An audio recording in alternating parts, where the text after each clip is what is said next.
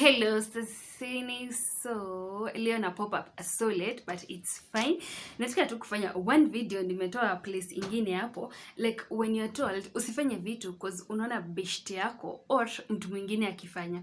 Ama wale tunasikianga like wanna make funny memes and they're like, mimi nimenunua taya, nimenunua mafuta. So sasa nangoja kununua gari.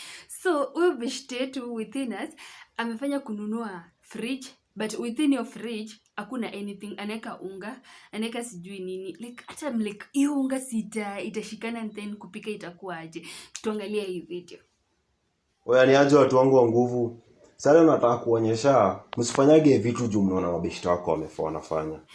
Hii ni fridge nilishika 2018. Brand 20k. Akiteremka on uneni kenye iko ndani. Kwa hiyo fridge nitapata sijui yogurt, nitapata masoda. Freezer na kusundia vyombo.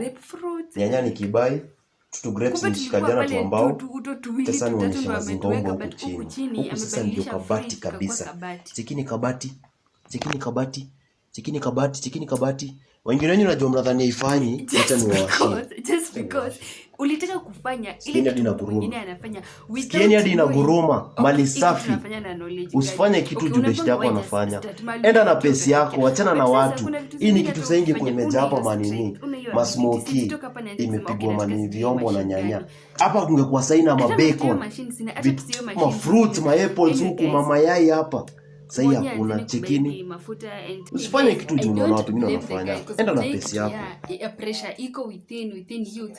Kama if you ain't doing it, wewe hauko in the list. Sijui ni list ya kwenda mbinguni, sijui ni list ya matajiri, but I don't know. We shouldn't blame the guy because maybe alikuwa anafanya something amkwe among watu wenye wako na hiyo something. See you guys on my next one.